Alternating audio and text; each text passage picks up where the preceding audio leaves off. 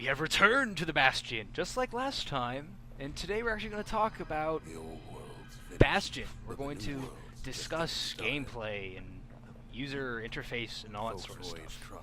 So, one of the things I really noticed about this game is that I'm Jesse, really, by the way. Yeah, Jesse, I'm Tim. Tim, usual cast of idiots. Idiots with an S, so I'm referring to all of us.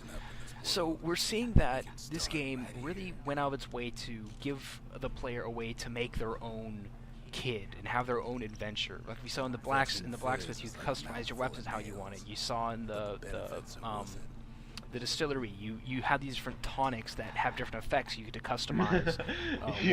I just want to say something. You know how similar that comparison is to BioShock? Yeah, it is. I mean, when you look at the influence that BioShock has had on a lot of games, it's pretty damn far-reaching, to be honest.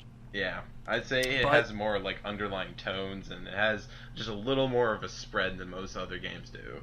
Like Call of Duty has the first-person shooter down for pretty much. They have other games have most components of that. BioShock I would is say kind of the the same. multiplayer was the thing that Call of Duty has most impacted over the past. Yeah, few years. Infinity Ward mainly, really, with Modern Yeah. Warfare. I think they pretty much set the standard for first-person shooter multiplayer. In terms of some games, in terms of like loadouts and all that sort of stuff and kill streaks, but No, just like the overall style and everything, really. Like Battlefield kind of took it on afterwards, and true. So right now we're seeing you do this little challenge stage. yeah, fuck this challenge, by the way. I actually got the first place on this. I just want to point that out. Did you? Yep. How? I've tried to do this like you 8 have times. to sit in the middle. You have to sit in the middle in that little sandpit. But they run destroy all away. the green guys. But they no, run you away. have to get all the green guys away with your machete. That's so much easier said than done. No, it isn't. It took me 3 tries and I got it. And this is something that Bastion really, when you compare it to probably one of the best comparisons would probably be like a Diablo style game. Diablo didn't have these little challenges. It didn't have these little inbuilt little things for you to do to test your skills. This is kind of like get, Diablo. Diablo really did isometric right. Yeah, no, this is totally like a fast-paced Diablo. Okay. Minus and not so much about gathering all sorts of crazy loot and going after yeah, bosses but just like and all gameplay sorts of stuff. styles. Yes, and this is something you see a lot. You see, there was a challenge. There was a challenge I think we did in the first episode with a bow and getting lining up shots, and this is something that I always try to look at games and find out how many other games have then added this into it, and I think in a weird sort of way, Bastion has given way to people, especially smaller companies, indie companies, obviously, going, let's add a little things here and there. Let's add these little touches. I'm a big fan of the little things that a game can do. Like in Assassin's Creed, I love dive tackling people. I have no idea why. I just love doing Do it. you? Oh my gosh, I love sending people to I dirt. think that in I've only game. done It's it like so once fun. or twice. Oh my gosh, I love dive tackling people.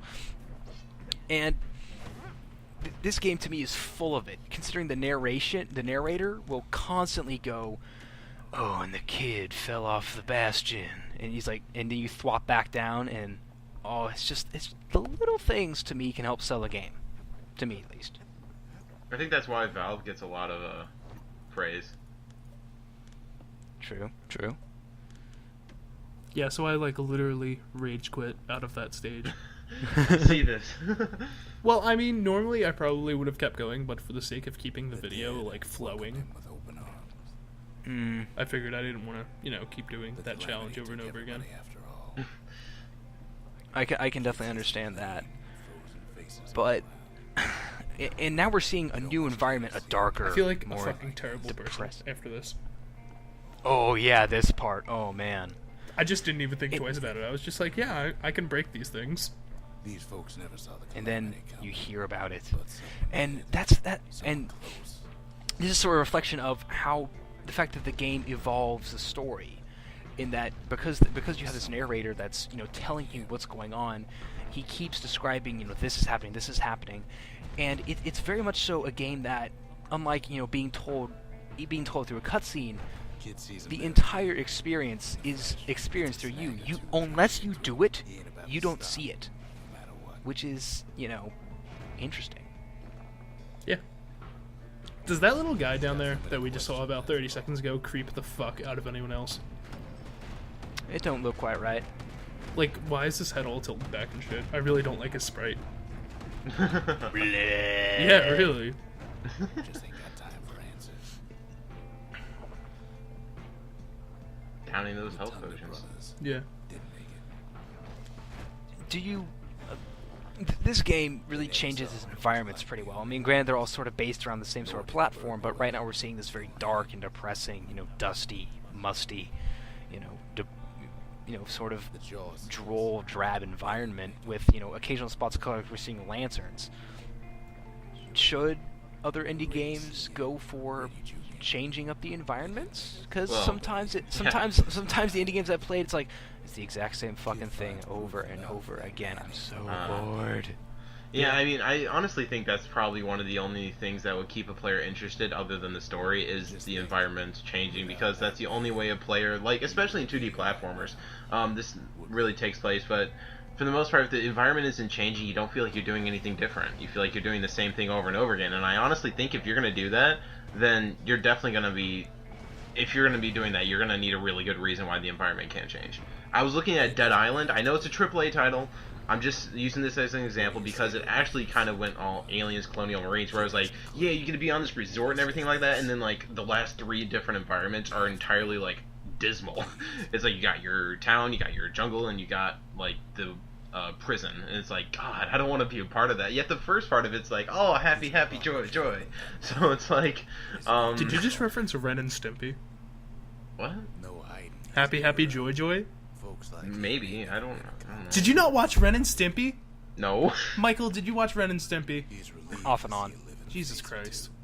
The kid and I It's introduced ourselves and when your parents are so restrictive of how you consume media, you know, that happens. What? Yeah, mine were too. I unfortunately. just did it anyway. Yeah, that's why I used to sneak down and watch Adult Swim. Oh man. You make Adult doing Swim that. sound like it was a porn channel. you're a sentimental It kind of Isn't it? sounds like it could To me, it was. I used to Profanity? like sneak over my friends' What? houses and play like Halo and shit. but that was then. Oh yeah, so did I. Different between us now. For Zol, Ceylon, Those were good my times. second home. Those were He's good real worried times, about his first home. which some people would claim can never happen again. But Don't you Zol hate know, that? to help me plot the When stack. people act What? like their childhood was like the best times that will ever happen forever.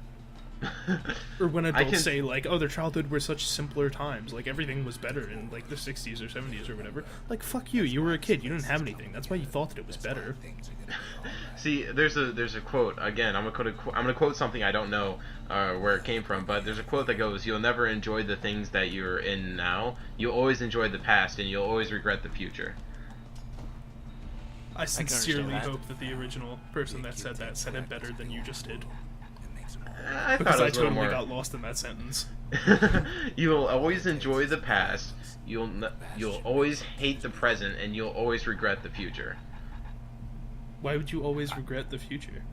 because you don't understand it. Either that, or you're not gonna like it.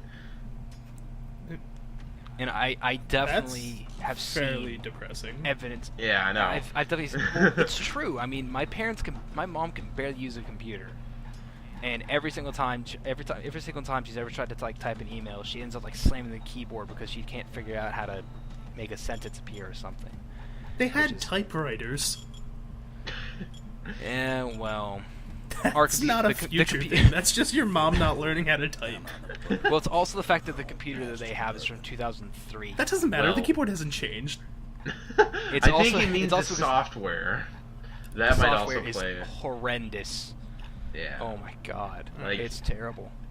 The computer is so fucking old. It's on XP. Did you ever like download something as a kid that like is totally irrelevant to everything? You download like I don't know Google Earth, and then like the computer would crash one day, and of course your parents blame you for that Yeah, I know, because right? you downloaded Google Earth and they put spyware on your computer apparently. Yeah, I remember my dad was he had it like if you touched his computer at all, he would know. Like he had it on his phone, and like he would get paranoid He because had his it on phone his randomly. phone. No, he had like an alert on his phone every time his computer would wake up. He had an alert on his phone. and What? it's just- How? I don't know. That's kind of what scared me when I was a kid, because it was like, Can I do oh, that now? I don't know. Yeah. I don't know how you do that, but he had it. Ask him. Let me know. No. And so now we're seeing a new environment, this orchard, and it's, as compared to the depressing like graveyard of death, this is a lot brighter. There's fruits that are alien origin hanging from the trees, and we saw that sort of like bull sort of thing. And descriptive. Yes. and it's always something that I'll admit I'm a fan of the Gears of War series, and We know. as a result, I've gotten used to the environment, which is a grim, dark, depressing world. But it's because of that, because it's telling a story of hardship and struggle, which is something that you see in a lot of war movies. It's the reason why they're always so grayscale and everything. But I want to know that's why getting- the apocalypse is so brown. Breaks into bits. Probably rust, radiation, Dirt. Is that sort of radiation stuff. brown? I'm talking about probably radioactive dust settling, oxidizing, the oxidization of metal. would probably Someone have a lot that to do with actually knows science is going to come and yell at us. Oh Well, yeah, I hope think they it's do. because you reduce everything to dirt, so you're going to be looking at a lot of dirt. So it's brown because it's dirty and dirt. I don't know, but like even a lot of buildings are like silver and stuff now. Like, why are they all of a sudden brown? Because they're contaminated with dirt. That's my only What the hell do you mean explanation. they're contaminated with dirt? Like, dirt gets everywhere. Nuclear explosions When- go off, it kicks up a When lot nuclear of dirt. explosions go off, that is that's a wave of dirt and of shit that just crowds the atmosphere. Does it not rain? That's the part of the water cycle, and you can talk about if water gets if all the water is destroyed. Like when you look at Fallout, That's not a thing. The water can't be destroyed. yeah, mass and all that sort of shit. But if it doesn't, when it's caked in so much shit that it doesn't matter, that happens. But that's my point. Wouldn't the rain just like wash it off before it gets able to be caked on? That depends. I mean, we haven't seen large-scale nuclear fallout like in the Fallout games. We don't know what happened. This is just an assumption. based No, on I know, theoretical and that's science. what I'm saying. Like, I'm not saying why is the apocalypse actually brown. I'm saying why is Yes, the no, apocalypse the current like apocalypse we have going on right yeah, now. like brown. why is it perceived as always being so brown like everywhere? I'm I- going with my you know- dirt assumption. Artistic choice. It's probably a lower color value. As a result, they can render more stuff. I mean, know. could you almost say that it's just because having a lack of color sort of points like a dreary emotion onto the landscape? Of course. Yeah, but then it'd be all black and white like Limbo. What the hell are you talking Well, about? that's What's that's black and depressing, white? not dreary. There's a difference. I guess. But you look at what happened in Bastion. That's probably could be conceived as post-apocalyptic. Oh look, it's all brown. Because- in this level, it actually is. There's Because some an event- red. Look, there's a plant. We're There's good. green. Oh, one plant. Because oh, two, because three, but, four, but four, five, when you five plants. consider the calamity, right? That's what happened. Mhm. When you consider that occurred, that could be considered as some sort of apocalyptic event instead of being a post-apocalypse, but an apocalyptic event. And that's something that a lot of games don't actually put you right after. They usually put you years after. So it's something that I can appreciate. Okay. We have to do an outro. And since we haven't actually discussed the rating yet, 4 episodes. Our Good first God. ever. Shit. Because I'm pretty sure that we're going to argue about the taco rating for a good 10 minutes. I don't think so. I do. Okay. Michael? Ladies and gentlemen, Hardly tell how episode 3 of Bastion has come to a close. I wish as I could we've roll discussed, my tongue. As we've discussed more and more I can roll mine. about the awesomeness that is Bastion. Tim and Jesse, thank you for joining me. something to win back. We will return to you soon.